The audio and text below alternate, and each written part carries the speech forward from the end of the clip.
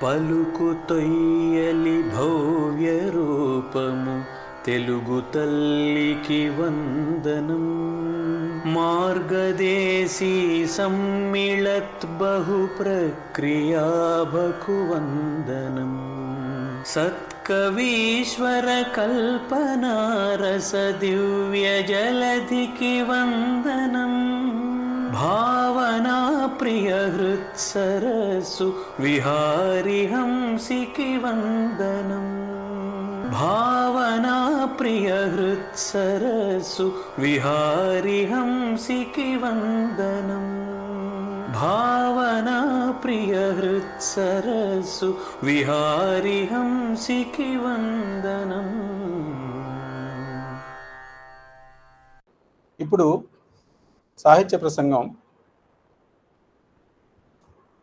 చేసేది చుండూరు వెంకట గారు, మన బృంద సీనియర్ సభ్యులు.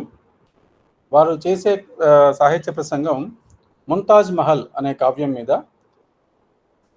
కావ్యం రాసిన కవి కోకిల పద్మభూషణ్ శ్రీ గుర్రం జాషువా గారి హృదయావిష్కరణ. అంటే ఈ కవిత్వం, ఈ ముంతాజ్ మహల్ కావ్యం మీద జాషువా గారి హృదయం ఆ కావ్యంలో ఎలా ఉన్నది అనే విషయాన్ని వివరిస్తారు. ముందుగా వెంకటేశ్వర్లు గారి గురించి కొంత వివరం మీకు తెలియజేస్తాను. చుండూరు వెంకటేశ్వర్లు గారు మన భావనాప్రియ బృంద సభ్యులు. అలాగే వారు వేటపాలెంలో ఉంటారు, బాపట్ల జిల్లా. వారి వృత్తి సెకండరీ గ్రేడ్ టీచర్. అయిన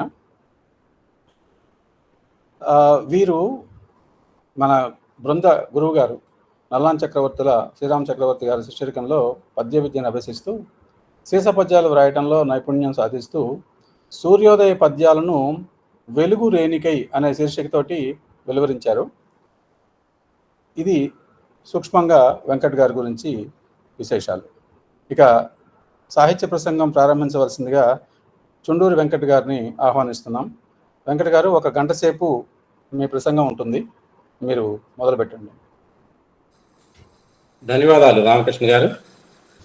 గురువు గారికి పాదాభివందనాలతో పెద్దలు, బృంద సభ్యులకి నమస్సులు తెలియజేస్తూ, మరి షెడ్యూల్ మార్చిన తర్వాత మన బృందం తరపు నుండి మొదటి వ్యక్తిగా ఈ సాహితీ ప్రసంగానికి అవకాశం కల్పించినందుకు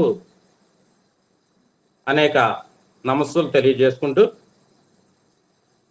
నా కవితావదూటి వదనంబునెగాదిగ చూచి రూపురేఖా కమనీయ వైకురలు గాంచి బలి బలి అన్నవాడే నీదే కులమన్న ప్రశ్న వెలయించి చివాలున లేచిపోవుతో బాకున కృమ్మినట్లగును పార్థివ చంద్ర వచింప సిగ్గగున్.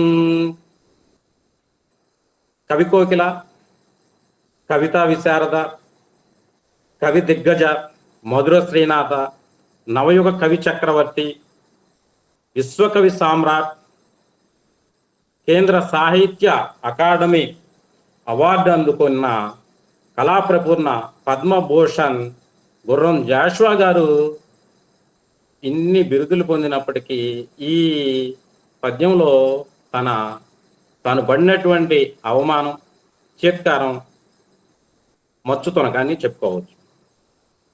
మరి ముంతాజ్ మహల్ కావ్యం జాషువా హృదయావిష్కరణ అనే అంశంలోకి వెళ్ళబోయే ముందుగా జాషువా గురించి మనందరికీ కవిగా, మరి వారు రాసినటువంటి ప్రసిద్ధ కావ్యాల గురించి మనకి తెలుసు. అయితే కొన్ని విషయాలు, ఆయన చిన్నతనం గురించి కొన్ని విషయాలు తెలుసుకొని తర్వాత ఈ కావ్యము, ఆయన హృదయావిష్కరణ ఏ విధంగా జరిగింది అనేది తెలుసుకుందాం. జాషువా చిన్నతనం నుండి అనేక అవమానాలని, చేత్కారాలను ఎదుర్కొన్నారు. దానికంటే ముందుగా వాళ్ళ తల్లిదండ్రులు కులాంతర మరియు మతాంతర వివాహం. జాషువాను మరి చిన్నతనంలో ఆట స్థలాలు నిషేధం విధించాయి. చలనం పలుకు లేనటువంటి బావులు దూరంగా పెట్టాయి. అగ్రకులాలు ఉండేటువంటి వీధులు ఇటు నడవద్దు అని చట్టం చేశాయి. బడుల్లో వేరే స్థలం చూపాయి. తాను నడుస్తున్నటువంటి దారి కూడా తనను వెక్కిరించినట్టు కనిపించేది. మరి ఈ సంఘ నియమాలకి ఎదురు తిరగాలనేటువంటి పట్టుదల, మరి ఈ ఆత్మనున్నిత భావంలో అతను కుంగిపోతూ ఘర్షణ జరుగుతూ ఎప్పుడు నిత్యం సంఘర్షణలో ఉండేవాడు. మరి ఇలాంటి భావ సంచలనంలో నలుగుతున్నటువంటి తనని ప్రకృతి ఆహ్వానించింది, ఆనందాన్ని పంచింది. పశువు పక్షి స్నేహితులయ్యాయి. ఎవరు నువ్వు అనే ప్రశ్న వాడి దగ్గర లేదు. దూరం దూరం అన్న ఈసడింపు లేదు. ప్రకృతి సమతను గూర్చి స్నేహాన్ని అందించాయి. ఏట్రింత పిట్ట పైకెకసి పల్టీ కొట్టి వయ్యారంగా నేలకి దిగుతూ మరి జాషువాకు స్వేచ్ఛలో ఉన్నటువంటి నిర్భయ జీవితాన్ని చూపించింది. తుమ్మ కొమ్మల నుండి గుడుగుడు ధ్వనులు చేసే గువ్వల తంట చెలిమిలో ఉన్నటువంటి విశ్వాసాన్ని అందించాయి. చెట్ల కొమ్మలపై దాగి చెవులు గింగిర్లు పెట్టేటువంటి ధ్వనులు చేసేటువంటి ఈల పురుగులు అన్యాయాన్ని అరిచి చెప్పటం నేర్పించాయి. కుక్కల విశ్వాసాన్ని, ముంగిసలు ప్రేమకు పాదుల్ని చూపించాయి. చిరుజల్లులు నీరెండ కలిసి రాగా ఆకాశంలో అరివిళ్ళు హాయిని అందిస్తే రంగురంగుల సీతాకో చిలుకల్లో స్వర్గాలు కనిపించాయి. ఈ పిట్టల గుంపులు ఆకాశంలో వెళ్తా ఉంటే వాటి యొక్క సహజీవన ధర్మాన్ని బోధించాయి. జ్ఞానవంతుడైనటువంటి మిడిసిపడేటువంటి మనిషి కన్నా ఈ జంతువులు, ఆ పశుపక్ష్యాదులు శాంతి స్థాపనలో ప్రథమం అనేటువంటి సత్యం బోధపడేటట్లు చేయాలి. మరి ప్రకృతిని ఆనందించడమే కాదు, పలకరించటం, స్నేహం పెంచుకోవాలి. ప్రకృతిలో దృశ్యమాధుర్యం అనంతం. అది మానవ మానసానికి రసమాధుర్యాన్ని అందిస్తాయని గ్రహించాడు. పేదరికం, అవమానాలతో మరి రాటు తేలినటువంటి ఈ జాషువా సాహిత్యం పట్ల ఎనలేనటువంటి అభిమానంతో ఎలానైనా కానీ సాహితీ క్షేత్రంలో ఒక కావ్య సస్యరమని పండించాలనేటువంటి కృతనిశ్చయంతో ఈ సాహితీ క్షేత్రమందు కృషివలుడు కావాలనే కాంక్షతో అనానుకూలమైనటువంటి వాతావరణాన్ని అనుకూలంగా మలుచుకొని కవితా సుక్షేత్రంలో పసిడి పండించారు. కులీనుల నందనవనాల్లో కుహు కుహు నాదాలు చేసేటువంటి కవితా కోకిల్ని ఊరి బయట చింత చెట్ల మీదకి రంపించినటువంటి కవీశ్వరుడు జాషువా. అయితే తన రచనల్లో తన జీవిత అంశాలని, వ్యక్తిత్వాన్ని నవ సమాజ స్థాపనకి, నిర్మాణ స్థాపనకి తీసుకునేటువంటి సమాజంలో ఉన్నటువంటి అసమతలను ఎత్తి చూపుతూ ఒక వెన్నెల తుఫాను సృష్టించాడు.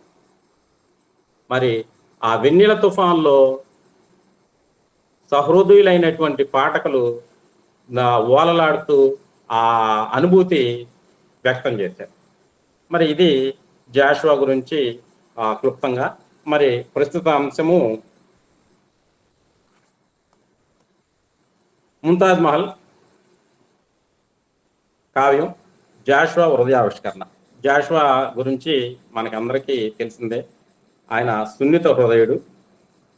మరి తన కవిత్వంతో సమాజంలో ఉన్నటువంటి ఏదైతే అంటరానితనం, అస్పృశ్యత ఇలాంటివి పెంచి పోషించినటువంటి వ్యవస్థ మీద తిరుగుబాటు చేశాడు. దాంట్లో మరి ఆయన రచించినటువంటి ప్రతి రచనలో కూడా దీన్ని ఆ కవిత్వంలోనే, ఆ కావ్యంలో కథా వస్తువుగా తీసుకోవటం, ఒక ధ్వనిని పాఠకులకి, సమాజానికి అందింపజేశాడు. మరి ప్రస్తుతం ముంతాజ్ మహల్ కావ్యం. కలదే స్వర్గములాచిచో గలుగా నిక్కం బిద్దియే నీతిమంతుల విశ్రాంతి నికేతనంబు అని షాజహాన్ సూక్తులు తాజ్మహల్ మీద ఉన్నాయంట. మరి ఇది ఒకసారి ఈ కథ చూస్తే షాజహాను, అతని భార్య, అనేక మంది భార్యలు ఉన్నారు. మరి షాజహాను భార్య మిక్కిలి ప్రేమ పాత్రులైనటువంటి భార్య ముంతాజ్ బేగం. ఆమె 13 మంది బిడ్డలు కంది. 14వ బిడ్డని కనే సమయంలో మరి ఒక్కసారిగా ఈ గర్భిణీ వీళ్ళకి వచ్చేటువంటి ఒకానొక వ్యాధితో మరి ఆమె జీవితాన్ని తనుని సాలించింది. ఆ దశలో ఈ రాజు పిచ్చివాడైపోతాడు. మరి ఆ తన భార్యకి గుర్తుగా ఒక ప్రేమ మందిరం, ఒక స్మృతి వనం ఏర్పాటు చేయాలనే ఉద్దేశంతో ఈ తాజ్మహల్ నిర్మాణాన్ని చేపడతారు. మరి ఈ నిర్మాణం పూర్తయ్యే సమయానికి షాజహాన్ యొక్క కుమారుల్లో ఔరంగజేబు, ఇతను అన్నలను వధించి తండ్రిని జైల్లో చెరసాల్లో బంధించేసి రాజ్యాన్ని చేపడతారు. మరి ఈ నిర్మాణం పూర్తవుతుంది, కానీ ఈ రాజు ఆ నిర్మాణాన్ని కళ్ళారా వీక్షించి ఆ యోగ్యం లేకుండా పోతుంది. ఇది క్లుప్తంగా ఈ కథ. ఈ కథలో జాషువా మనోహరమైనటువంటి పాత్రలతో మరి ఇది చారిత్రక కావ్యం. ఇక్కడ మరి చరిత్ర గ్రంథం అంటే వాస్తవాలకి మూలాధారం గ్రంథం, కానీ ఇక్కడ ఈయన చారిత్రక వాస్తవాలని ప్రస్తావన చేసి ఈ చరిత్రలో ఈ అంశాలు ఉన్నాయని చెప్పే ఉద్దేశం ఈయనకి లేదు, అవసరం కూడా లేదు. కావ్యాన్ని రక్తి కట్టించడానికి మరి కొన్ని ప్రతిభా సంజనితమైనటువంటి ఊహలను జోడించి కావ్యాన్ని రక్తి కట్టించాడు. ఈ చారిత్రక సత్యములను ప్రస్తావన చేయటం కవికి అవసరం లేనప్పటికీ సాధ్యమైనంత వరకు, అవసరమైనంత వరకు ఆ సత్యాలని తీసుకొని కొంత కల్పనలు జోడించారు. ఈ కవి అసలు చారిత్రక కావ్యం అంటే చరిత్ర అనేటువంటి చవిటి పర్లలో కల్పనా బీజాలు నాటి రసోత్తరమైన శైలిలో పెంచి కావ్య సస్యము పండించినప్పుడే చారిత్రక కావ్య నామానికి యోగ్యం కూడుతుంది. మరి ఆ పని జాషువా చేశారు. మరి ఈ ముంతాజ్ మహల్ కావ్యం దగ్గరికి వచ్చేసరికి ఇది ప్రధానంగా కరుణరస ప్రధాన కావ్యము. దీనిలో జాషువా చొప్పించినటువంటి పాత్రల ఆధారంగా జాషువా యొక్క మనస్తత్వాన్ని, ఆయన హృదయాన్ని మనం చూడవచ్చు. ఆయన వ్యక్తిత్వం మరి మొత్తం కూడాను గోచరమవుతుంది. చారిత్రక విషయాల్ని ప్రస్తావన చేస్తూనే కొన్ని చోట్ల అవసరమైన వరకు వాటిని తనకి కథకి అనుకూలంగా చేయటం జరిగింది. వీటిల్లో చూస్తే చరిత్రకు సంబంధించినటువంటి విషయాలు చూస్తే మరి హాయికి లోపం బనియో వెయ్యేడుల నాటి రవల పీఠమున్ అవలన్ త్రోయించి కొలువు చేయించే కలికి నెమలి సింహాసనము. ఇక్కడ నెమలి సింహాసనం, రవల పీఠం అంటే సాధారణంగా ఈ మొఘల్ సామ్రాజ్యాధిపతులు అందరు చక్రవర్తులు కూడాను ఈ తలుకులు మెరుపులు రత్నాలతో నిండినటువంటి ఈ సింహాసనాలు ఉంటాయి. మరి వాటిని అన్నిటిని పక్కగా తొలగించేసి ఈయన వచ్చి నెమలి సింహాసనాన్ని చేయించాడంట. దీంట్లో ఒక ధ్వని జాషువా తీసుకొచ్చాడు. ఏంటంటే నెమలి అనేది భారతదేశానికి సంబంధించినటువంటి జంతువు. అప్పటికి నెమలి అనేది జాతీయ జంతువు కానప్పటికీ, జాతీయ పక్షి కానప్పటికీ ఈ నెమలి అనేది ప్రస్తావన చేయటం, జాషువా ఈ కావ్యంలో ఉన్నటువంటి చారిత్రక వాస్తవాన్ని తీసుకొని ప్రస్తావన చేయటం ఏంటంటే ఈ షాజహాన్ అనే అతను భారతీయులకి కొంత అంటే స్నేహపూరితమైనటువంటి వాతావరణాన్ని కల్పించారు అనేది చెప్పటం జాషువా ఉద్దేశం. మరి గుడి సేవింపడు పాల్పడడు మజా చేయు మత్తు వస్తువులకు నయ్యడయుడు పరికింపడు పెరపడుంతుల నెరపు నేక పత్ని వ్రతము. ఇక్కడ జాషువా ఆయన కథకి సంబంధించినటువంటి ఒక పాయింట్ని చూపించాడు. ఏకపత్ని వ్రతమును పూనాడు. మరి గుడికి వెళ్ళి సేవించడు, తర్వాత మజా చేసేటువంటి మత్తు వస్తువులకు బానిసలు కాదు. మరి ఇవి కొంత చరిత్రలో చూసుకుంటే ఈ జాషువా కొన్నిటిని కల్పించి రక్తి గంటించడానికి చేసినటువంటి ఇవి. ఇదే పద్యాన్ని 2 సార్లు ప్రయోగించారు కవి. దీంట్లో ఆంతర్యం ఏంటంటే మరి ఒకసారి షాజహాన్కి చూపించారు ఈ క్వాలిటీస్, సేమ్ క్వాలిటీస్ ఔరంగజేబుకి చూపించారు. అయితే షాజహాన్కి చూపించినటువంటి క్వాలిటీస్లో, ఔరంగజేబుకు చూపించినటువంటి క్వాలిటీస్లో మరి వ్యత్యాసం ఏంటంటే ఇద్దరు ఒకటే, కానీ అక్కడ మత పిచ్చి కలిగినటువంటి ఔరంగజేబు కళల్ని పోషించలేదు. తర్వాత అందరినీ దుర్మార్గంగా చేశాడు. ఆయన నమాజ్ చేయటము, తర్వాత ఏకపత్ని వ్రతుడైనప్పటికీ ఇది చూపించే ఉద్దేశంతో ఆయన ఈ పద్యాన్ని 2 సార్లు ప్రస్తావన చేయటం జరిగింది. క్రూర కర్మటమైనట్టి గోవదంబు తన హయామున యందు బర్తరపు చేసి సహనధనులకు తన పితామహులను పోలి నిఖిల హైందవులకు పూజనీయుడయ్యే మతగణంబు వదవ తదని పాలనయందు జుట్టు పన్ను పిలక పుట్టలేదు కుటిల రాజభీతి కుందు భారత భూమి బెదురుమాని మరచి నిద్రపోయ అనేది ఇవి చారిత్రక అంశాలు. అయితే ఇక్కడ కవి చెప్పదలసింది ఏంటంటే, షాజహాను ప్రభుత్వం షాజహాన్ చక్రవర్తిగా వచ్చిన తర్వాత భారతదేశం మొత్తం కూడాను చాలా ప్రశాంతంగా ఉంది అనే విషయాన్ని చెప్పదలిచాడు. ఇట్లా ఈ చారిత్రక అంశాలని కొన్నిటిని తీసుకొని వాటిని కొన్ని కల్పితాలు చేయటం జరిగింది. ఇక దీంట్లో పాత్రలు చూస్తే పాత్రల ఆధారంగా తన యొక్క వ్యక్తిత్వాన్ని మనం గమనించవచ్చు. దీంట్లో ప్రధానంగా షాజహాను, ముంతాజ్ వాళ్ళ యొక్క అన్యోన్య దాంపత్యం. సహజంగా జాషువాకి ఉన్నటువంటి స్త్రీ పట్ల గౌరవాన్ని ఇక్కడ ముంతాజ్కి ఆపాదించాడు జాషువా గారు. మరి సర్వ సద్గుణ శోభితుడైనటువంటి నవాబు అర్ధాంకి ముంతాజ్ భువనైక మోహిని, సుగుణాల రాశి, ఉత్తమ రాజ్ఞిత్వ గౌరవం, మాతృత్వ గౌరవం కాంచినటువంటి ప్రసిద్ధికి ఎక్కినటువంటి అతివ. మరి ఈ వనిత గురించి సాధారణంగా స్త్రీ పట్ల ఉన్నటువంటి వాళ్ళ తల్లి, వాళ్ళ భార్య, వాళ్ళ పట్ల చూపినటువంటి గౌరవాన్ని, ఆ స్త్రీల పట్ల చూపినటువంటి గౌరవాన్ని చాలా పద్యాల్లో ప్రస్తావన చేశారు. ఇక్కడ ఈమెను కూడాను అలానే చూపించారు. అయితే అప్పటి వరకు మనకి ప్రబంధ సాహిత్యాల్లో ఉన్నటువంటి వర్ణనలు, ఆ వర్ణనలను చూస్తే స్త్రీల్ని అంగాంగ వర్ణాలు వర్ణించడం ఇవన్నీ ఉండేవి. వీటిని జాషువా నిరసించారు. మరి ఇక్కడ ఈ ముంతాజ్ బేగము భువనైక మోహిని, జగదేక సుందరి. మరి ఆమెని వర్ణించే క్రమంలో జాషువా గారు ఎన్నుకున్నటువంటి పద్యం ఆటవెల్ల.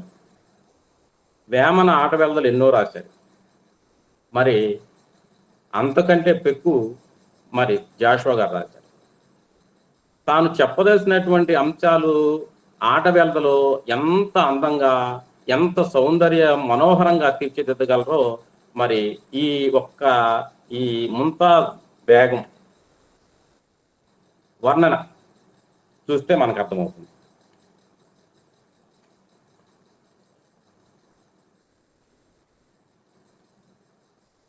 అతివ చక్కదనము నభివర్ణనము చేయం కలము సాగదెట్టి కవివరులకు చేయి ఆడదెట్టి చిత్రకారులకును చెలువ మెల్ల చిలుకరింప.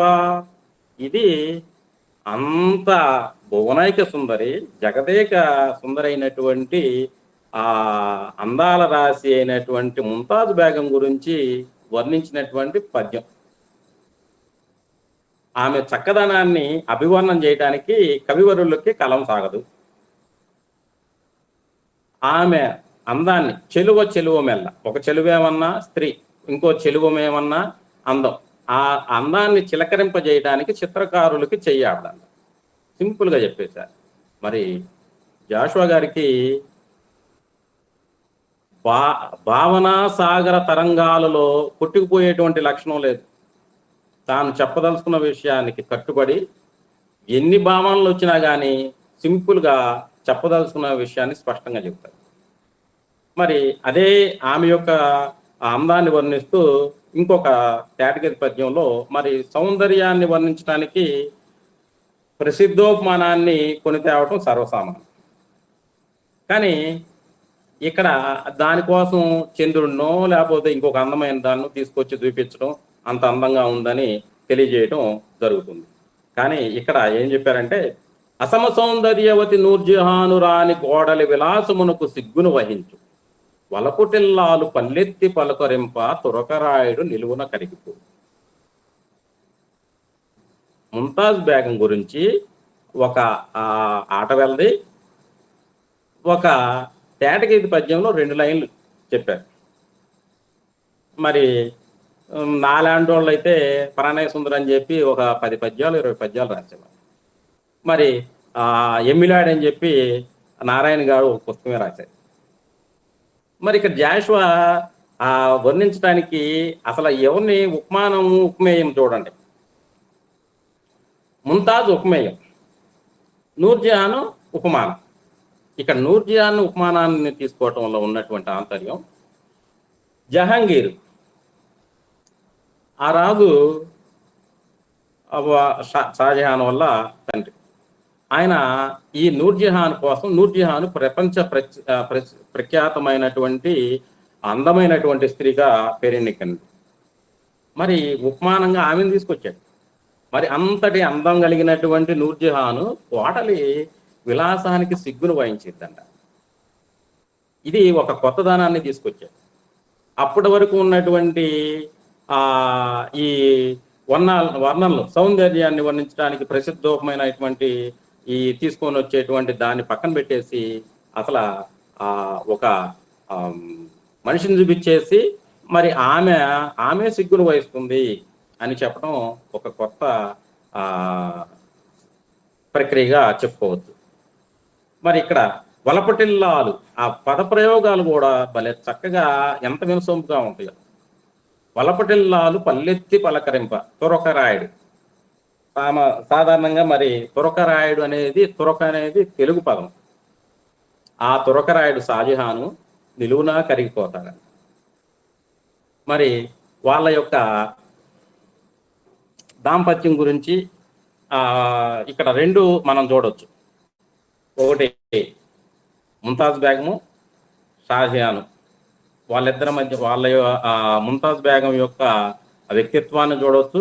వాళ్ళ యొక్క అన్యోన్యమైనటువంటి దాంపత్యాన్ని మనం ఏ విధంగా ఉండాలి అనే దాన్ని చూడవచ్చు. అయితే ఇక్కడ షాజహాన్ని ఈ కథలో ప్రవేశపెట్టడానికి ఒక ప్రకృతి వర్ణన ఆధారంగా తీసుకున్నాడు. సహజంగా ప్రకృతి సౌందర్య ఆరాధకుడు జాషువా గారు. మరి తాను చెప్పదలుచుకున్నటువంటి విషయాన్ని ప్రకృతిలో ఉన్నటువంటి ఆ దృశ్యాలతో కలిపేసేసి పాత్రల్లో ప్రవేశపెట్టారు. ఉదయ సంధ్యాదేవి ఒడి నుండి దిగదారి కుర్రగాడు పులాడుకొనెడు వేళ, ప్రియుడు కొండలకెక్క పెదిరి ఒక్కొక్క చుక్క వినువీధులను జారుకొనుడు వేళ, తమ్మిలో చెరబడ్డ 9 ఖైదీలు ఆలు బిడ్డల చార నరుగు వేళ, అంబోజమిత్రుండు యమున చెక్కిలి మీద పసుపు కుంకమ సిరులు విసురువేళ, పసిడి పాన్పు డిగ్గి పన్నీటి కోనేట జలకమాడి మేలి ఒలువ కట్టి, మహిత భక్తి మీర మసీదునకు పోవు పాదజారి అగుచు బాదుషా. ఇక్కడ షాజహాను పాత్రను ప్రవేశపెడటానికి ఒక ఉదయ సమయం, అంటే ఉదయ సంధ్యాదేవుడి నుంచి దిగజారినటువంటి కుర్రగాడుపులు చూడండి. ఇక్కడ కుర్రగాడుపు అంటే పిల్లగాలులని, ఎంత చక్కని పద ప్రయోగాలు. ఆ సమయంలో ప్రియుడు కొండలకి సూర్యుడు కొండల మీదకి ఎక్కుతా ఉంటే వినువీధుల్లో ఉన్నటువంటి చుక్కలు ఒక్కొక్క చుక్క జారిపోతా ఉన్నాయి. జారుకుంటే పారిపోతా ఉన్నాయి.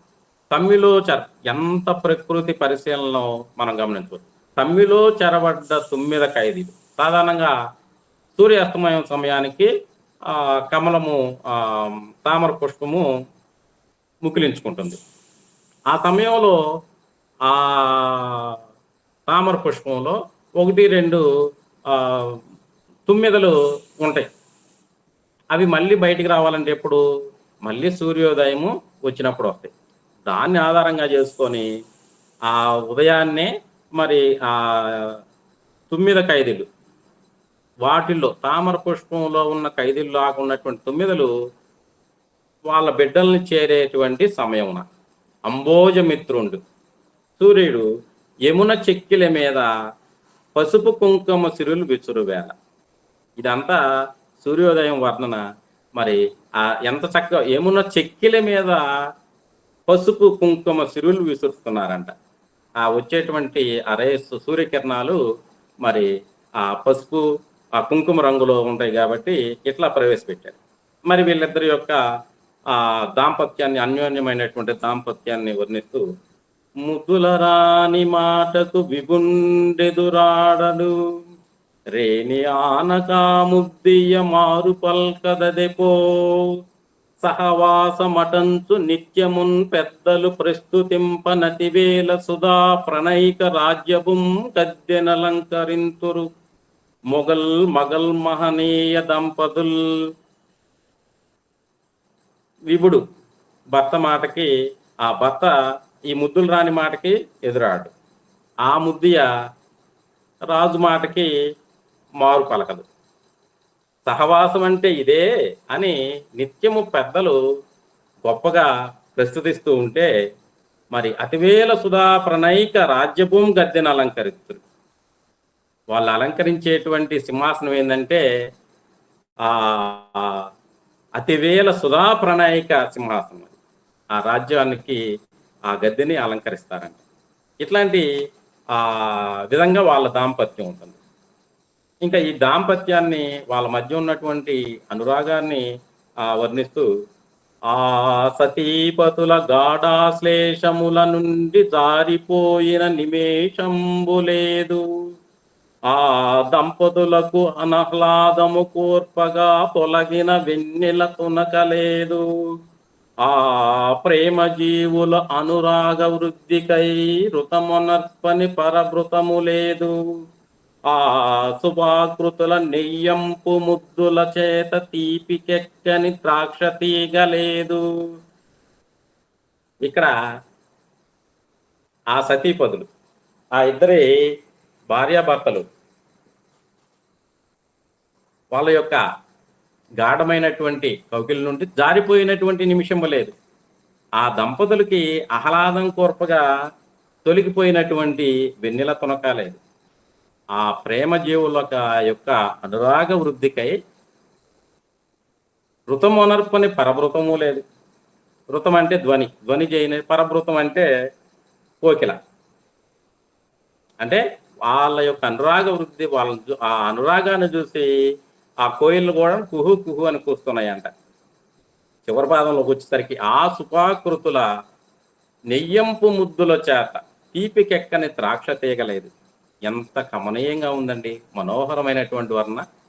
ఆ ఇద్దరి యొక్క ఆ దంపతుల యొక్క నెయ్యంబు ప్రేమ ముద్దుల చేత ద్రాక్ష తీగలు తియ్యగా అయిపోయినాయి అంట.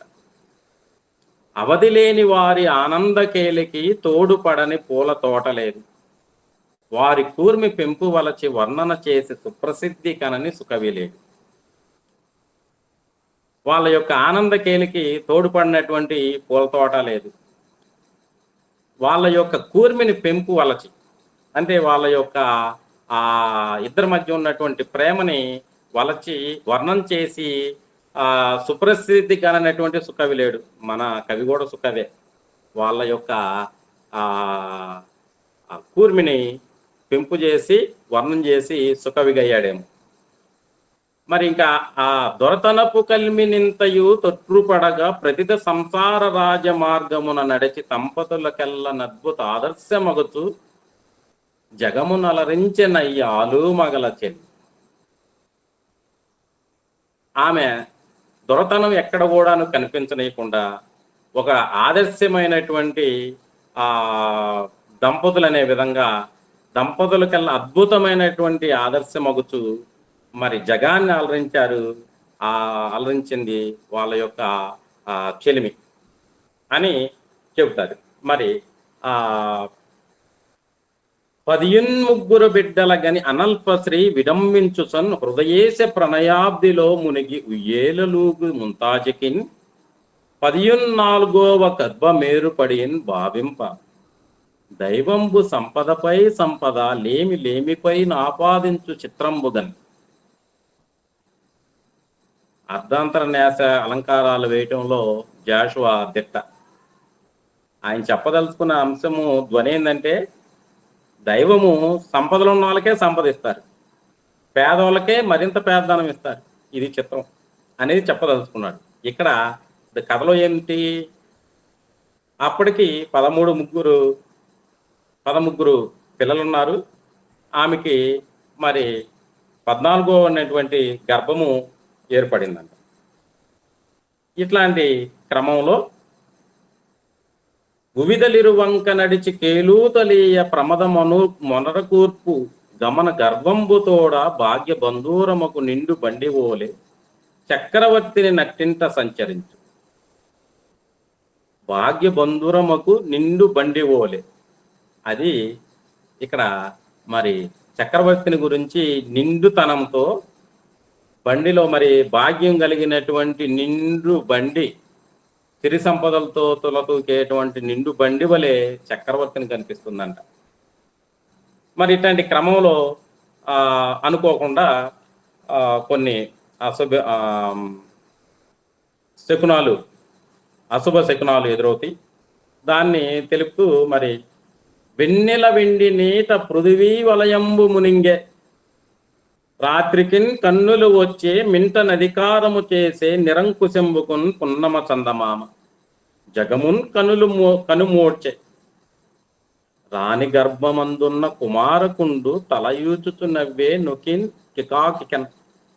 చూడండి భాష, ఆయన భాష చూస్తే మరి ఇక్కడ మామూలుగా వెన్నెల్లో తడిచిపోయామంటాం, వెన్నెల్లో నేల తడిచిపోయింది, భూమి తడిచిపోయింది అంటాం. ఇక్కడ ఏం చెప్పాడు, వెన్నెల వెండి నీట పృథివీ వలయంబు మునిగే. ఆ వెన్నెల కురిచేటువంటి ఆ వెండి నీరులో పృథివీ వలయంబు మొత్తం మునిగిపోయింది.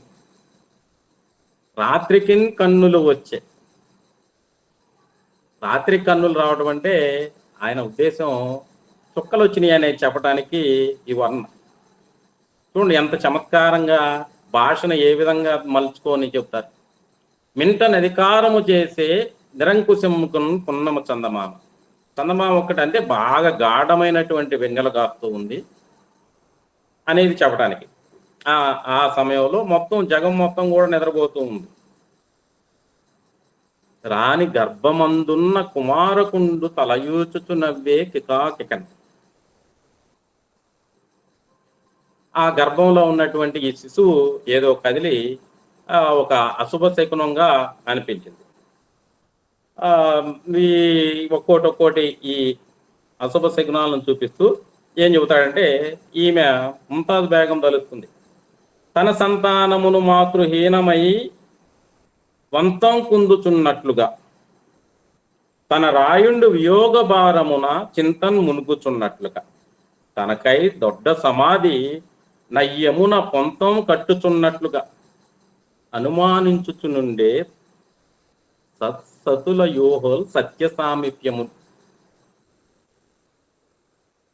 ఈమెకి ఒక్కసారిగా తెలియనటువంటి జ్వరం రావటము, ఇట్లాంటి పరిస్థితిలో మరి ఆమెకేమనిపించిందంటే, తన సంతానం మరి విహీనమై తల్లి లేని వాళ్ళయి మరి బాధపడుతున్నట్లుగా, తన రాయుడు వియోగ భారంతో చింత బాధలో కుంగిపోవునట్లుగా, తన కోసం యమునా తీరంలో ఒక సమాధి కడుతున్నట్లుగా అనుమానించిందంట. సత్సతులు యూహోల్ సత్య సామీప్యము. ఆమె ఆ ముంతాజ్ యొక్క గౌరవాన్ని ఎక్కడ కూడాను తగ్గించలేదు. ఆమె సత్సతి, ఆమె యూహ సత్య సామీప్యము, సత్యానికి చేరువుగా ఉంటాయంట. ఆ క్రమంలో మరి రాజుగారు బాధపడిపోయారు.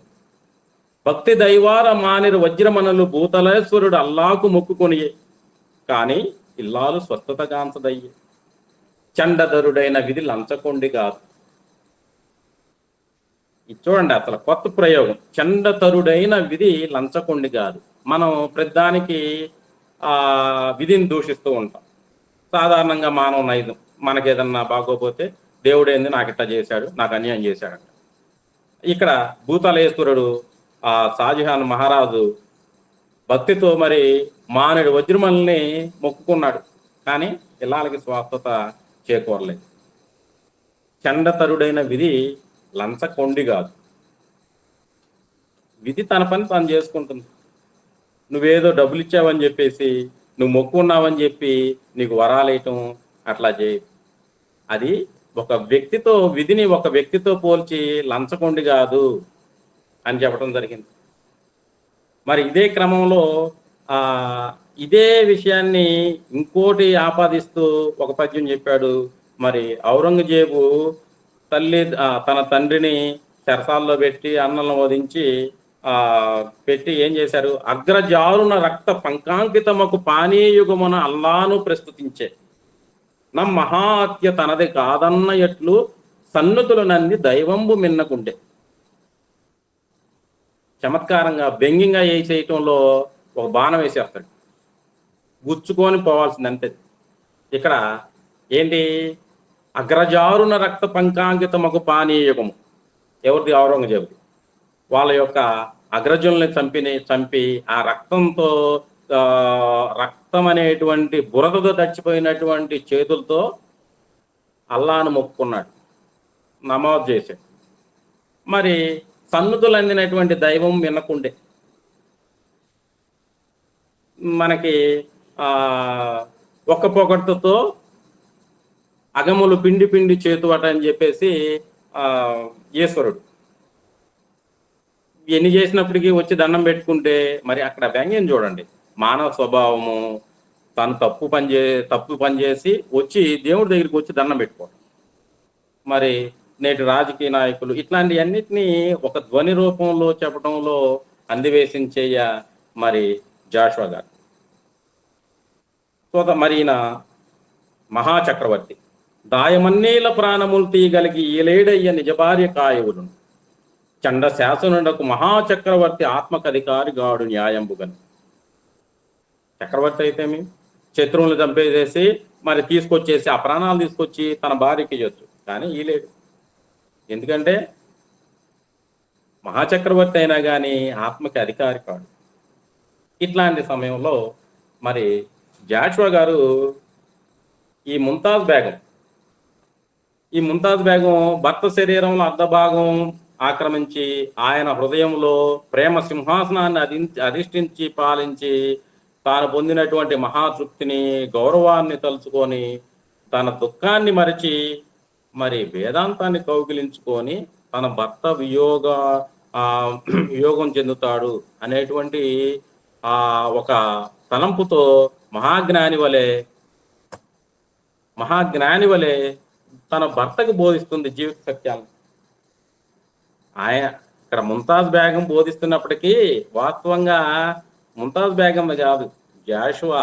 ఈ జాషువా చెబుతున్నాడు, సమాజానికి ఒక సందేశం ఇస్తున్నాడు, జీవితం అంటే ఏందో చెబుతున్నాడు. ఈ సుఖ దుఃఖ మిశ్రమ మహీవలయంబను సత్రశేలలో నీ సతినై ముగించి తిని నేటికి నాదు ప్రవాస యాత్ర. ఓ దేశముపేట ఇట్టి పరదేశుల చెల్మి తిరంబు కాదు స్మావాస కథా విశేషముల్ స్వాప్నికముల్ చపలా విలాసముల్. ఈ సుఖ దుఃఖం అనేటువంటి మిశ్రమంగా ఉన్నటువంటి ఈ భూవలయం అనేటువంటి సత్రశాలలో నీ సతినై ముగించి నేటికి నాదు ప్రవాసయాత్ర. నేను ప్రవాసురాలని, ఏదో దేశం మీద నుంచి ఇక్కడికి వచ్చాను, ఎక్కడి నుంచో వచ్చాను, ఏదో లోకం నుంచి వచ్చాను. ఈ రోజుతో నా యొక్క పాత్ర ఎక్కడితో ముగిసిపోయింది. ఇట్టి పరదేశుల సెల్మి, నేను ఇక్కడ దాన్ని కాదు, ఏదో పరలోకం నుంచి ఎక్కడి నుంచో వచ్చాను. ఈ చెల్మి స్థిరం కాదు. ఈ కనిపించేటువంటి స్మావాస కథా విశేషములన్నీ కూడాను స్వప్నాలు, చపలా విలాసాలు అని ఒక గొప్ప సత్యాన్ని, జీవిత సత్యాన్ని చెప్పించారు. ఇక్కడ వరుసగా ఒక 5 పద్యాలు ఆమె చేత చెప్పించారు. ఈ తను ఉండునంత వరకెంతయు నెమ్మది లేదు ప్రాణికి, భూతల మందు కష్ట సుఖముల్ చెలికత్తియలై భజింపన్ ఆశాతరలాక్షి తాండవము తల్పుచూనుండును మృత్యుదేవత ద్యూత వినోద రంగమిది తోరపు సంపదల్ల పాచికల్. ఈ తనువుండంత వరకు మరి జీవికి నెమ్మది అనేది లేదు. మరి ఎప్పుడు పోతాము అనేది తెలియని పరిస్థితి. హాయిగా చక్కగా ఆడుకుంటా ఉంటారు, అప్పటికప్పుడు మరణం పొందుతారు. ఎప్పుడు పోతామో ఎవరికీ తెలియదు. ఈ కష్ట సుఖాలు అనేది చెలికత్తెల్లాగా వచ్చి భజిస్తూ ఉంటాయి. మరి ఎన్ని కష్ట సుఖాలు ఇట్లా ఉన్నా కానీ ఆశాతరలాక్ష ఎప్పుడు కూడాను ఆ ఆశ అనేటువంటి ఒక అతివ ఏం చేస్తుంది, తాండవం సలుపుతూ ఉంటుంది. కష్టం వస్తే మళ్ళీ సుఖం వచ్చింది అనుకుంటాం, ఏదో కావాలనుకుంటా ఉంటాం. ఇదంతా కూడాను మృత్యుదేవత ద్యూత వినోద రంగం. ద్యూతం అంటే జోదం. ఈ మృత్యుదేవత ఆడేటువంటి జూదం ఆడేటువంటి వినోద రంగం. ఈ కనిపించేటువంటి తోరపు సంపద, ఈ సంపదలన్నీ కూడాను పాచికలు. ఒకటే ఏది పడిద్దో తెలియదు. పాచికలు వేస్తే మనం 2 అంటే 1 పడిద్ది, 1 అంటే 4 పడిద్ది, ఎప్పుడేం జరిగిద్దో తెలియదు అని చెప్పారు. మరి ఆవిరియుడలో జలదియానమునర్చెటు బాటసారులో భూవర రేవులందు దిగివోయి ధరించుక వెనుక ముందుగా ఈ వసుదాఫనంబు పని ఎల్ల ముగించి స్వదేశగాములై పోవుచు వచ్చుచుండ్రు సతమున్ ప్రజలి నరజన్మ వర్తకుల్. ఈ ఆవిరియూడ ఊడనేటువంటి దాంట్లో ఒక సముద్రం మీద ప్రయాణం చేసేటువంటి బాటసారులు ఏమో వీళ్ళు వెళ్తా ఉంటారు. ఎవరి రేవు వచ్చినప్పుడు వాళ్ళు దిగిపోతూ ఉంటారు. ఇట్లా జీవితం కూడా ఎప్పుడు ఎవరు వెళ్ళిపోతారో వాళ్ళ టైం అయిపోతే వెళ్ళిపోతారు అని చెబుతుంది. మరి ఎంతో గొప్ప చక్రవర్తులు భూరి పరాక్రమోన్నతుల పుచ్చిన మేటి కపాల పాత్రలను నేరము ద్రావుచున్నవి వన భూములలోని సింహముల్ వారల అస్థి పంజరముల్ నివసించు నూర్ణనాభవముల్ దారము దీసి నింతియే గదా భువి 4 చెరంగులేలినన్. రాజా,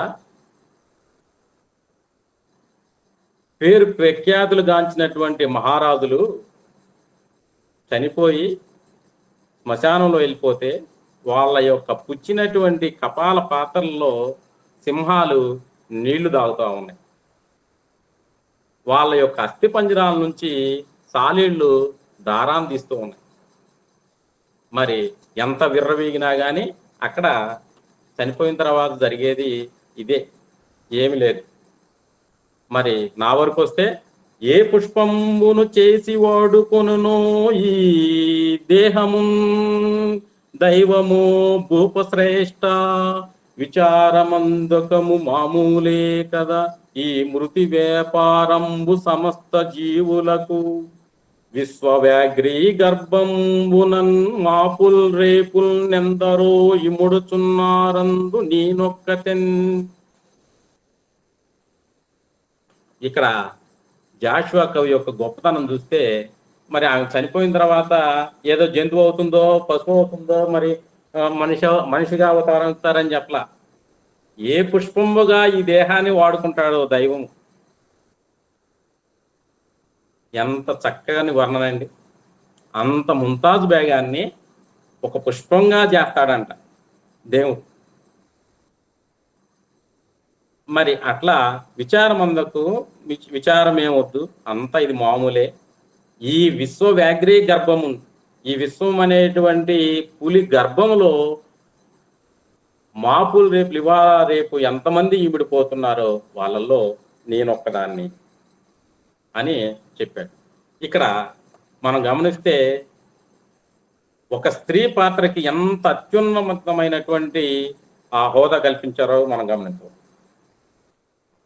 మరి ఆమె మహారాణి ఎన్నో మరి సుఖాలు భోగాలు అనుభవించింది. ఆమె చనిపోయే క్రమంలో సాధారణమైనటువంటి స్త్రీగా మరి ఎంత ధైర్యంతో ఈ రాజుకి హితబోధ చేస్తూ ఉందో. ఇంకా తర్వాత షాజహాను విరహాన్ని, మరి భార్య చనిపోయింది, భార్య వియోగుడైనటువంటి ఈ షాజహాను ఆ వియోగాన్ని కొన్ని పద్యాల్లో వర్ణిస్తాడు. అవి చదువుతూ ఉంటే మరి పాఠకుల హృదయాలు ద్రవించకుండా ఉండవు. జీవన తారవై అమర శీవల జీవన తారవై అమర సీమల నీవు సముజ్వలింప, మాయావృతమైన విశ్వవలయంబుల శాశ్వత శోకముక్తినై, జీవితముని ఈ చరమ జీవిత నాటక రంగమెక్కి వాపోవుచుండి, నీ విదుర భూమికతోడ కిరీటదారినై. ఈయనకు ఉండేటువంటి కిరీటం ఏంది? చక్రవర్తి కిరీటం. ఏం ధరించాడంట? విదుర భూమిక అంటే భార్య చనిపోయినటువంటి భర్తగా ఆ కిరీటాన్ని పెట్టుకున్నాడు. జీవన తారవై, ఈయన జీవితానికి ఒక తారలాగా వెలుగొందినటువంటి నీవు ఈ మాయావృతమైనటువంటి విశ్వవలయంబుల శాశ్వత శోకముక్తినై, నేను ఇంకా శాశ్వత శోకముక్తినైపోతున్నాను అని వర్ణించాడు. మృతికి నావలియొడ్డున చేరితివి నీవు, ఈవలియొడ్డున నిలిచిపోయి తిని నేను, పలుకులందని భిన్నవాసులగు మనకు పుణ్యగహిని స్నేహంబు పొసగుందుటిట్లు. మృతికి ఆవలి ఒడ్డున నువ్వు ఉన్నావు, ఏవలి ఒడ్డున నేనున్నాను. మరి పలుకులు అందలేదు, నా పలుకు నీకు వినపడదు, నీ పలుకు నాకు వినపడదు. మరి భిన్నవాసులు అయినటువంటి మనిద్దరం, నువ్వు అక్కడ ఉన్నావు, నేను ఇక్కడ. పుణ్యగేహిని, పుణ్యస్త్రీ అనేది సంబోధన చేస్తానికి పుణ్యగేహిని, మనకి స్నేహం ఎట్లా కుదురుతుంది అని. సాధారణంగా మరి ప్రకృతి సౌందర్యాధారకుడైనటువంటి జాషువా ఈ పద్యం ఆ షాజహాన్ యొక్క విరహాన్ని వర్ణించే క్రమంలో, పయనంబు సాగించు మొయిలు తిన్నెల మీద కనిపింపలేదు నీ కాలిదాడ, అరవిచ్చి మురిపించు మెరుపుల తోటలో మిట్టాడలేదు నీ మేనికాంతి, కొమరారు నిండు పున్నమ చందమామలో పాసిల్లలేదు నీ హాసలవము, సచరచరంబైన సర్వం సర్వం సహ వినిపింపలేదు నీ విమలవాకు. చూస్తే ఈమె సౌందర్యం వతి, ఆ పైన సాగించేటువంటి ఆ మబ్బులు తిన్నెల మీద ఎక్కాడంట. ఆమె కాలుగాడ ఏమైనా కనపడిద్దని లేదు. మెరుపుల తోటలో ఈమె మేని మెరుపులాగా ఉండిద్దంట, ఆ మెరుపుల తోటలో చూశారంట లేదు. ఆసలవము, ఆమె యొక్క ఆ నవ్వు చంద్రుని వెన్నెల నవ్వులాగా, నిండు వెన్నెలలాగా ఉండిద్దంట. మరి కోరికలు కానీ గమనిస్తే మరి చూస్తే ఇక్కడ ఒక స్త్రీ యొక్క ఆ గౌరవాన్ని ఎంత హుందాగా, ఆ సౌందర్యాన్ని ఎంత మనోహరంగా, ఎంత లలితంగా వర్ణించాడు. ఆరిపోవని నీదు శరీర శోభ దీపమైనది, కాలింది తిన్నెయలకు మంజులంబైన నీ సౌకుమార్యమెల్ల పంచుకున్నవి తన్నది పంకజములు. ఈ మేని కాంతి దీపం లాగుండేది. అది చెప్పలేదు, ఎక్కడ చెప్పలేదు, మెరుపులతో పోల్చలేదు, కానీ ఇక్కడ చూపించాడు.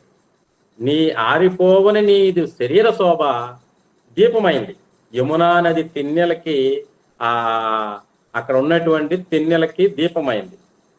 మంజులంబైనటువంటి నీ అందము సౌకర్యం మొత్తం కూడాను ఆ నదిలో ఉన్నటువంటి పంకజాలు పంచుకున్నాయి అని ఇట్లా మరి చాలా పద్యాలు మరి ఇక్కడ వర్ణిస్తూ, మరి చమత్కారంగా కూడా చాలా చోట్ల నిన్ను నుదరంబులో దాచుకున్న మహికి రత్న గర్భాగ్య నేడు సార్థకమయ్యి, నీవు తల మీద దాల్చి మన్నించు కథన వసుదను ఒక బొగ్గు కోహినీరు వజ్రమయ్యి.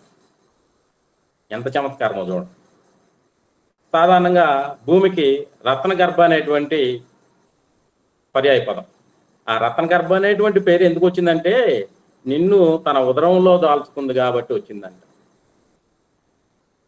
నీవు తల మీద దాల్చి ఒక బొగ్గు అది నువ్వు తజ్జేసి తల మీద అంటే సమాధి టైంలో పెట్టుకున్నావు కాబట్టి అది కోహినూరు వజ్రం అయిపోయిందంట. మరి ఇట్లా విలపిస్తున్నటువంటి సమయంలో మరి ఆమెకు ఒక స్మృతి చిహ్నాన్ని ఏర్పాటు చేయాలని ప్రయత్నాలు చేస్తూ మరి కాలం అన్ని కూడాను కొన్నాళ్ళు వేదన పడతారు, తర్వాత కోలుకుంటారు. మరి ఏదో ఒకటి ప్లాన్ చేయటం, ఒక స్మృతి చిహ్నాన్ని ఏర్పాటు చేయాలని మరి చాలా మందికి కబురంపాడు, చాటింపేయించాడు.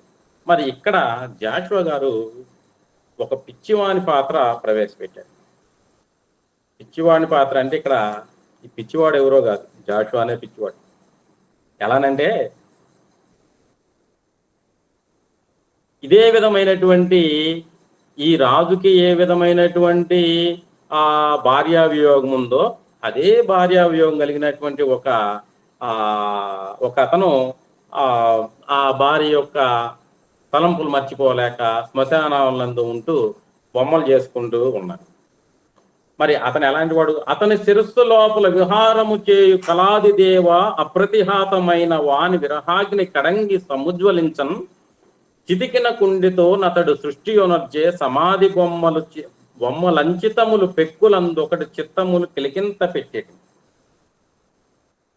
మరి చాలా మంది తీసుకొచ్చారు బొమ్మలు. మరి ఏ రాజుకి నచ్చలేదు. ఎందుకు నచ్చలేదు? అనుభూత్యావేశంబుల జనితములకు లలిత కళలు సాధ్యమగునే, కనకపు పోటీలకు నిమ్మను జేషుల మెచ్చుకోలు మర్యాదలకు.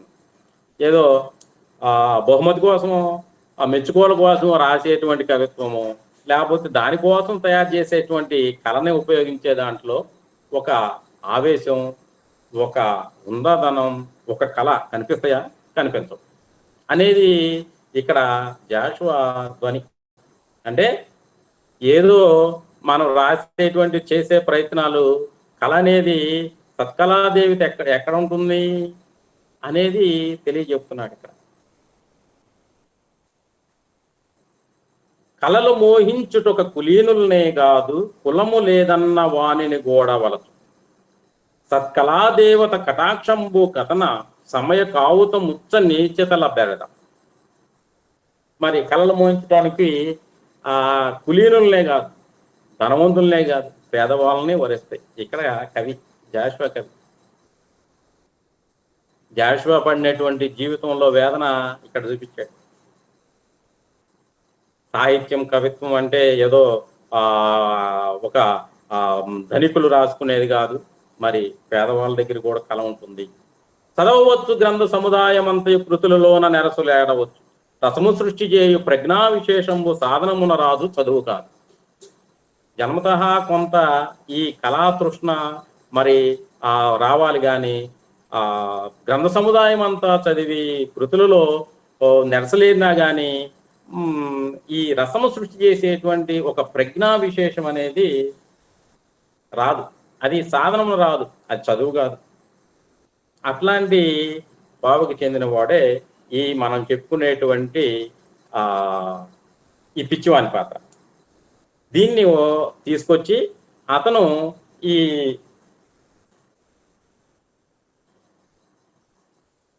ఒక చిహ్నాన్ని చూపించాడు, ఒక బొమ్మను చూపించాడు. అది రాజుకు నచ్చింది. ఈ రాజుకు నచ్చితే మరి ఇక్కడ వాళ్ళందరూ మిగిలిన వాళ్ళు ఏమనుకుంటారు? రాజు పతి వియోగి, బైరాగి, పెండ్లాం లేని దీనుడు. మరి అవ్యాజ్యములిట్టి వారి సహవాసములు ఎంతయే గాని ఈ పరివ్రాజకుడేటి శిల్పి, నరపాలుగుడేటి పరీక్షకుండు. ఈ రాజు, ఈ పిచ్చిరాజు ఏమి పరీక్షకుడు, మరి ఈ పిచ్చివాడు ఏమి శిల్పి అని ఇంతమంది మరి పెద్ద పెద్ద ఈ కళాకారులుండి మరి వాస్తు శిల్పులుండి వీళ్ళుంటే వీళ్ళ ఏ నచ్చలేదు రాజుకి, ఈ పిచ్చివాడిది నచ్చిందేమి అనుకున్నాడు. మరి అతన్ని గొప్పగా చేసి ఎక్కడ చూపించాడు? మరి ఇతను ఇద్దరికి, రాజుగారికి అతనికి ఇద్దరి మధ్య సఖ్యత కుదిరింది. మరి రాజు చెలికాడ అని పిలుస్తాడు. ఇక్కడ జాషువా యొక్క వ్యక్తిత్వం కనపడుతుంది. అంత మహాచక్రవర్తి అయినా కానీ ఇక్కడ ఒక పిచ్చివాడనే అందరూ అనుకునేటువంటి అతన్ని స్నేహితుడిగా భావించాడు. అంటే రాజు షాజహాను సత్కళా ఆరాధకుడు అనేది తెలియజెప్పడం. ఈ రాజు మరి అతనికి రత్నాలు, పసిడి నాణ్యాలు ఇస్తే అతను అన్నిటిని వదిలేసేసి ఈ నాకు దేనికి అని వెళ్ళిపోతాడు. అప్పుడు జనాలు అనుకునేటువంటిది, ఇతడొక దేవదూత గలరే, ఇటువంటి మహానుభావులి వితముగా పెన్నిదానము లభించిన దాన్ని తిరస్కరించు దీయుతుల్ మదీప్సితంబు ఫలోన్ముఖంబు నరింప మానవాకృతి జనుదించియున్న జగదీశ్వరుడు భయంగబరో అగున్. ఇతను ఎవరో ఒక దేవదూతో, ఒక జగదీశ్వరుడు. ఏంది ఇంత పెన్నిదానము, ఇంత సంపదలు ఇన్ని ఇస్తుంటే కాదని వెళ్ళిపోతాడు. అసలు దేవదూత ఏమో ఇతడు. మరి మన గురువు గారు చెబుతున్నట్టు ఇక్కడ ఈ పద్యం చదువుతుంటే నాకు గురువు గారే గుర్తొస్తారు. ఎందుకంటే మనం ఏదన్నా తీసుకొని వెళ్ళి ఇచ్చిన గురువు గారు అని చెప్పి మనం గురువు గారిని ఎత్తుగా నిలబెట్టాలని చూసినా కానీ గురువు గారు అసలు దాన్ని తీసుకోరు. ఏందో అది అసలు ఏంది చాలా న్యాచురల్ గానే ఉంది. మరి ఇట్లాంటి వ్యక్తిత్వాన్ని మనం అలవాటు పట్టుకోవాలి. జాషువాలో ఉన్నటువంటి ఈ చెప్పటంలో ఉన్నటువంటి ఆంతర్యం ఏంటంటే సంపదలకి మరి ఈ బహుమతులకి ఒక సహజ స్వభావం, మనలో ఉండేటువంటి ఏది దురాశ, ఒక ఆశ, ఆ స్వభావాన్ని వినాడాలి అనేది తెలియజెప్పడం ఈ పిచ్చివాని పాత్రకి మరి చూపించినటువంటి విధానం. ఇక మొదలవుతుంది తాజ్మహల్ నిర్మాణం మొదలవుతుంది. ఈ తాజ్మహల్ నిర్మాణం మొదలయ్యే క్రమంలో ఆ నిర్మాణాన్ని ఎంత చక్కగా లలితంగా వర్ణించారు. ఏవన్నీ గల తీవికే పచ్చ సవరింప జలువారును దాని చిలుకు చేసి, ఏ పుష్పదళమునకే పుష్యరాగంబు సరిపోవును దాని సంఘటించి, ఏ కిసాలంబునకే కెంపు జోడింప కొమరారును దాని కూర్పు చేసి, ఏ గులాబీ మొగ్గకే రవ్వ పొదిగింప నందగించును తాని నతుకు పెట్టి, ప్రకృతి సిద్ధమైన వన్యతో వన్యకు చెలిమి కలిపి భావముల నిమించి తలువు రాతి ఫలకములు తీర్పసాగిరి చిత్ర చిత్ర కదుల శిల్పివరులు. అది ఏమి నిర్మాణం? బండరాలు తీసుకొచ్చి, పాలరాతి బండలు తీసుకొచ్చి నిర్మాణం చేస్తున్నారు. వాటికి ఈయన ప్రకృతిలో ఉన్నటువంటి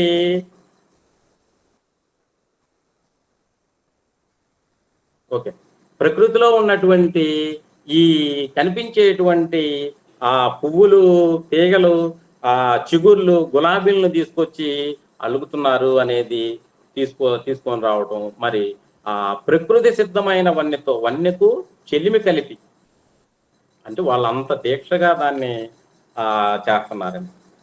శిలలకు ప్రాణము కలదను పలుకు నిరూపింప ఉఫల ఫలకమ్ములపై మొలిపించినారు శిల్పులు పలు వన్నెల లతలు నేర్పు పరిమళ మూలకం.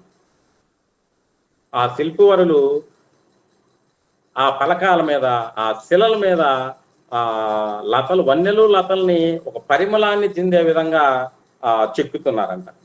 మరి జాషువా కవిని, శిల్పిని ఉన్నత స్థాయిలో నిలబెట్టారు. ఈ పద్యం చూస్తే, కలమునందుకును కవివరేణ్యుని మ్రోల తలలు వంచు శబ్దముల విధాన నాటి శిల్పి చెంత నవనీతమును పోలి మెత్తదనము దాల్చి మేటిసిరి.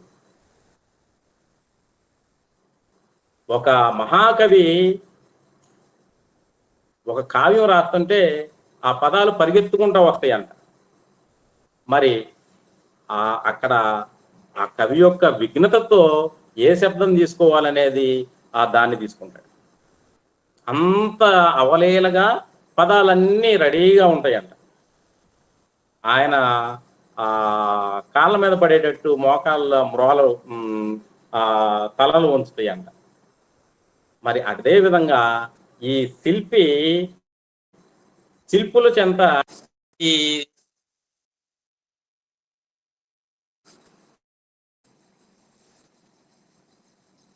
శిల్పుల చెంత ఈ మేటి శిలలన్నీ కూడాను వెన్నపూసలాగా అయిపోయినాయి అంట. అంటే వాళ్ళు శిల్పి ఏ విధంగా మలిస్తే ఆ రాయి ఆ శిల ఆ విధంగా ఒదిగిపోతుంది. 50 అక్షరములను మెసగు కలికి భాషకు తెలుగున కలివిగాక అలివియే తాజు లావణ్యమను అభివృద్ధింప తదితరంపైన భాషా విధానమునకు. 56 అక్షరాలు ఉన్నటువంటి తెలుగు భాషకి ఈ యొక్క తాజ్మహల్ని వర్ణించడానికి సరిపోలేదంట. మరి ఇంకా మిగతా భాషలకి అలివవుతుందా అని చెప్పడం జరిగింది. మరి ఇట్లా ఈ తాజ్మహల్ తయారైపోయింది. ఈ తయారైపోయిన తర్వాత ఇక ఈ ఔరంగజేబు అన్నలు చంపేసేసి అతన్ని బందీ చేస్తాడు.